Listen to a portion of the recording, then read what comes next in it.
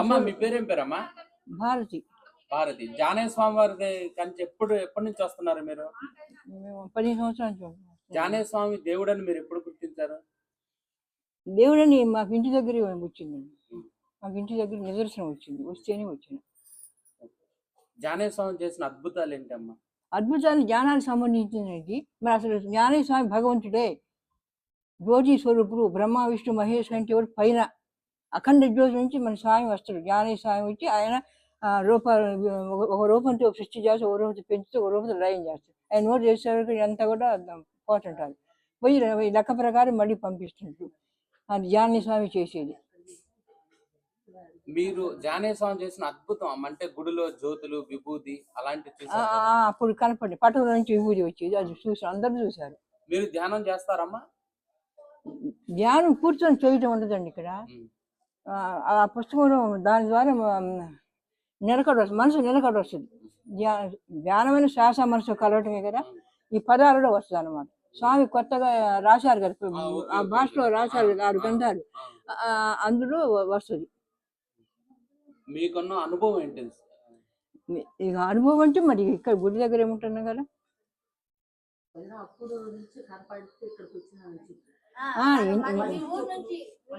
ఇంటి దగ్గర సాయి ఆకాశం నుంచి ఒక నిదర్శనం వచ్చింది. ఇంటి దగ్గర మా ఇంటి దగ్గర 12 గంటల నుంచి పడుకుంటే ఆకాశం నుంచే వచ్చాడు స్వామి.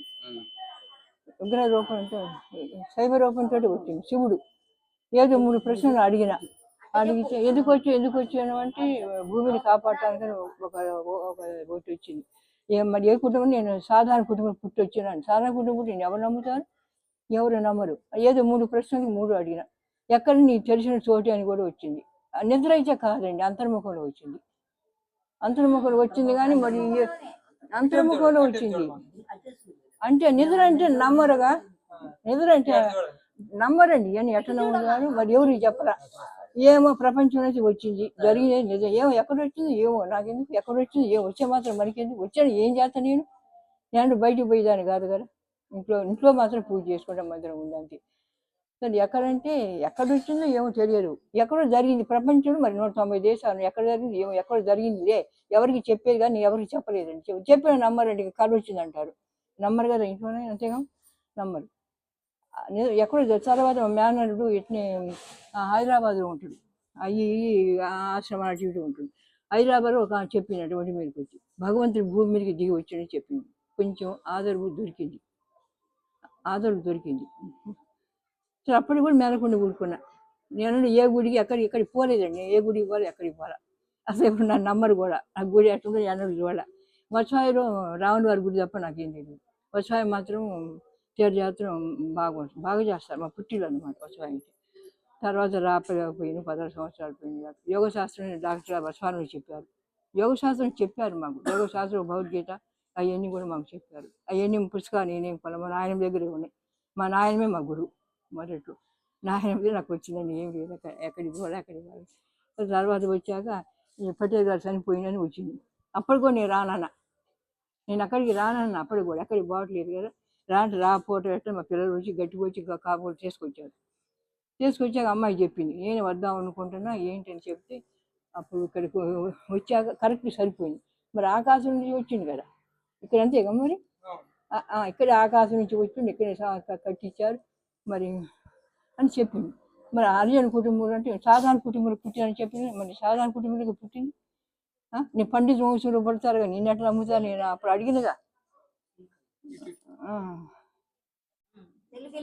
నాకు వచ్చిన దానికి నిదర్శనం సరిపోయింది. ఇక్కడ చూసిన దానికి సరిపోయింది.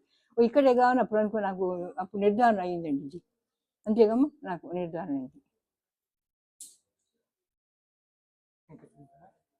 భగవంతుడి నిదర్శనం ఎట్లా వచ్చింది చెప్పండి? గుడికి వచ్చిన తర్వాత.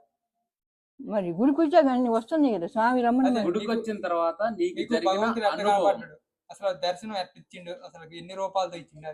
జ్యోతి రూపం ఉంటుంది. అంతర్ముఖం కావాలి, అంతర్ముఖంలో వస్తుంది. ఈ తపస్సులో వచ్చేదిగా, చూస్తే బహుదృష్టి వచ్చేది కాదు కదా, లోపల నుంచే వస్తుంది. అది అందులో వస్తుంది. ఎన్నిపోసి అడుగు భాగంలో ద్వారం ఉంటుంది, వైకుంఠ ద్వారం అంటారు. ఆ ద్వారం ద్వారా పైకి ఎక్కాల. అప్పుడు వచ్చాయండి ఇవన్నీ. ఇట్లా వచ్చాయి కావు కదా. అదే మీకు ఎట్ట కనపడ్డు అసలు భగవంతుడు అనేది ఎన్ని కిరణాలతో కనపడ్డు? అన్ని కిరణాలు అన్ని అన్ని ఇప్పుడు మనకి 7 కలర్స్ ఉన్నాయి, 7 రంగులు ఉన్నాయి ఇంద్రధనుసులో, అవునా కదా? ఈ సృష్టి మొత్తం మీద 7 రంగులతోనే కనపడుతుంది మన కంటికి. కానీ ఈ విశ్వం అంటే ఎవరైతే ధ్యానంలో ఉంటారో, ఎవరైతే భగవంతుని చూస్తారో వాళ్ళకి 7 రంగులు మించిన కలర్స్ కనపడతాయి, రంగులు ఉంటాయి. అలాంటి రంగులు మీరేమన్నా దర్శించారు ఈ గుడిలో కానీ? కనపడుతుంది, అంతులేని కలర్లు కనపడుతుంది. గోపురం ఎన్ని అన్ని జ్యోతి దొరికితేనే ఎదురు దొరికినాయి కదా ఇక్కడ ఉండి, లేకపోతే ఇక్కడికి వచ్చిన తర్వాత యోగ బాలుడు కూడా మాకు దర్శనం ఇచ్చినాడు, వచ్చి అబ్బాయి కూడా దర్శనం ఇచ్చిండు.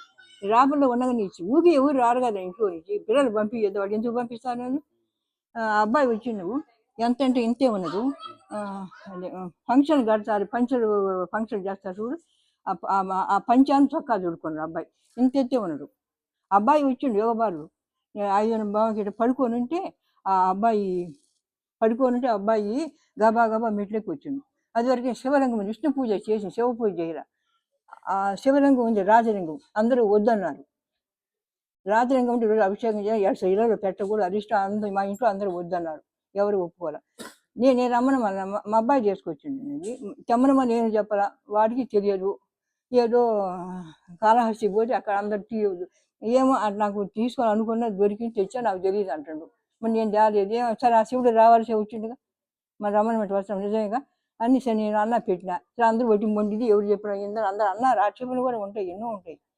ఏదైనా నేనైతే నేను తెమ్మని చెప్పలేదు, అబ్బాయి నాకు తెలియదు అంటాడు. ఆ శివుడు రావాల్సి వచ్చిన రాత్రి చెన్నై పెట్టి అప్పుడు యోగ బాలుడు వచ్చి నువ్వు మందిరంలో పెట్టి శివలింగమే స్పష్టంగా చెప్పిండు, నాకు కనపడి చెప్పిండు యోగ బాలుడు. ఉంది రాబడ్డ వండగా రాకముందు నువ్వు స్పష్టంగా చెప్పిండు నాకు, ఇది ఇంత ఎత్తు అన్నాడు. పైకి వచ్చిండు, గడ్డలో పడుకొని గబా మెట్లెక్కి గది లోపలికి గది ముందుకు వచ్చి నువ్వు మందిరంలో పెట్టి శివలింగమే అని చెప్పిండు. మరి అందరూ వద్దన్నారుగా అమ్మా, అందరూ ఆక్షేపణ మరి ఒకదాన్ని నేనేం చేయగలుగుతా, ఒట్టి మొండిది ఎందుకు పాలేదు అని ఆక్షేపణ చేసి అని పెట్టిండు. నీ మందిరంలో పెట్టి శివలింగమే అని ఆ అబ్బాయి అక్కడ నిలబడ్డాడు. ఆ శివలింగం అక్కడ పెట్టిండు. ఆ శివలింగంలో అఖండమైన వెలుగుతోటి, పెద్ద వెలుగుతోటి కనపడ్డాడు. మామూలు గారు వెలుగు, అంత వెలుగుతో కనపడి ఆ శివలింగంలో ఐక్యమైపోయిందండి ఈ అబ్బాయి. మరి ఏంది పోయి వెళ్ళిపోతాడు, నేను మాత్రం కనపడితేనే వచ్చిన తర్వాత వచ్చాను. చెప్పిండు భగవంతుడు ఎందుకు వచ్చింది చెప్పింది కదా ఇందాక. ఎందుకు సృష్టికి ఆగిపోయే ప్రమాదం వచ్చింది. పూజ ఇక్కడ పూజ వైష్ణవ పైకి చందాల, సూర్యభగవానికి చందాల పూజ చెందితేనే భూమి నిలబడుద్ది. వైష్ణవుడు బ్రాహ్మణుడు ఎక్కడ చేసినా భూమి వరకే వస్తుంది, కానీ శక్తి పైకి పోవటల. తిరుపతిలో కూడా పైకి పోవట్లేదండి, భూమి వరకే వస్తుంది, భూమి వరకే ఉంటుంది, పైకి పోదు. పూజ దేవాలయాల పూజ పైకి పోతేనే భూమి నిలబడుద్ది. పోవట్లే కాబట్టి భూమి ప్రమాదం వచ్చింది. భూమి పోతే నీరంతా పైకి వస్తుంది, పైకి వచ్చి సృష్టి ఆగిపోయే ప్రమాదం వచ్చింది. ఇప్పుడు సృష్టి ఆగిపోయే ప్రమాదం వచ్చింది. అందుకని ఆ స్వామి భూమిని కాపాడటానికి స్వామి భూమి మీదకి వచ్చిండు. అసలు జ్యోతి స్వరూపుడే భూమి మీదకి వచ్చిండు. ఎవరో కదా, అఖండ జ్యోతిలో నుంచే వస్తాడు స్వామి. చూసే చెబుతున్నా, ఇది నేను ఒట్టి చెప్పడం కాదు.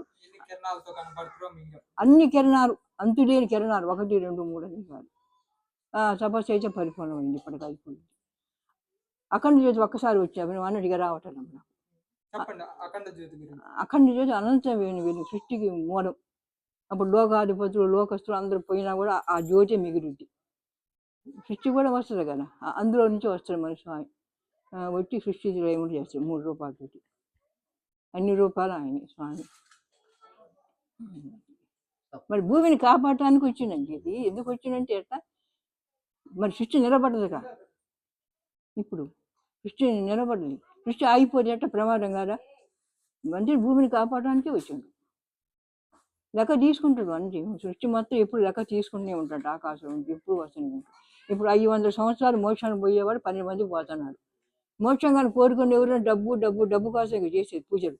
ఆ మోక్షం జ్ఞానం కావాలని ఎవరు కావాలని కోరుకుంటున్నారు ఇప్పుడు చేసే పూజలు. కోరికలు, ఒక కోరిక తీరుతుంది, ఇంకో కోరిక కోరుతారు, ఇంకో కోరికలు అంటబడి అసలే భగవంతుడు దూరంగా పోతారు. అది స్వామి చెప్పి మాకైతే ఇదేనండి, దూరంగా పారిపోతున్నారు. కోరిక తీరుతుంది, ఇంకో కోరికలు కోరుకో జ్ఞానం మోక్షం కావాలనుకునే మనిషి అసలు ఎక్కడ తీరు, చాలా తక్కువ ఉంది ఎక్కడో. కానీ నాకు జ్ఞానం కావాలి, దేవుడు దర్శనం కావాలి, ఎవరు కోరుతున్నారు అసలు? జ్ఞానాన్ని నా దేవుడి దర్శనం కానుకో అనేవాడు ఎవరు ఉన్నారు అసలు? ఎవరున్నారు దేవుడి దర్శనం కావాలని కోరుకునే మనిషి ఎవరు? మరి నిలబడి చూసి గొప్ప అని కాదు, జ్ఞానానికి సంబంధించి మోక్షం కావాలని కోరుకునేవాడు ఎవరున్నారు? ఎవరు ఉండరు. కోరికలు పెట్టి 500 సంవత్సరాలు 12 మంది మోక్షానికి వస్తున్నారు. మోక్షం పొందేవాడు ఎవరున్నారు? 12 మందే వచ్చేది. కోరిక వెంటబడి మళ్ళీ జనం చక్రంలో తిరుగుతున్నారు ఈ జనం. అయితే ఇది మోక్ష క్షేత్రం అంటారు మీరు. మోక్షం కావాలనుకుంటేనే మోక్షం కావాలనుకున్నా ఇక్కడికి వస్తే తప్పకుండా ఆ జన్మకి అయిపోయింది. స్వామి కూడా అన్నదానానికి అట్లా డబ్బులు అడిగేవాడు కాదు, ఎవరి స్తోమతకు తగ్గట్టు వాళ్ళే ఆయన స్వరూపం చెప్పాలనుకుంటే అనంతం అంత లేదు, ఎన్నో వెలుగులో అంత లేదు. మీకు ఒక మ్యాప్ చెప్పిండిగా, ఆ మ్యాప్ గురించి చెప్పండి. ఎన్ని లోకాలు ఉంటాయి అసలు ఏంది మామూలు చెప్పండి. ఇప్పుడు సూర్యలోకమైన సృష్టి లేదు అంటున్నారు, సృష్టి ఉన్నదని గురి చెబుతుంది అంతే కదా. ఇది చెప్పండి అసలు ఏంటది? ఇదే సూర్యలోకం పైన ఏముంటది? సూర్యలోకం పైన సృష్టి ఉన్నదని మరి గుడి చెబుతుంది. పైనుంచేగా మరి వచ్చింది. కోట్ల గ్రహాలు ఉంటాయి. సూర్యలోకం కోట్ల గ్రహాలు ఉంటాయి. దానిపైన అనంతలోకం ఉంటుంది. మోక్షం పొందిన వాళ్ళు చుక్క రూపంలో వెలుగు రూపంలో అక్కడే ఉంటారు. 1000 మంది 1,00,000 మంది అనంతలోకం అంటారు. మరి సృష్టి మరి సూర్యలోకమైన సృష్టి లేదు అంటున్నారు. తగులు అయితేయండి, గొడవ ఇది, చాలా గొడవ ఇది. రేపు అబ్బాయి ఇచ్చిన తర్వాత చాలా కష్టాలు పడుతుంది. ఆయన సుఖం కూర్చోడానికి కాదు, ఇద్దరు చాలా కష్టాలు పడతారు. వైష్ణవులు ఒప్పుకోరు. సృష్టి లేదు అంటే సృష్టి ఉన్నదంటే ఎందుకు ఒప్పుకుంటారు? వాళ్ళు చూపించమంటారు.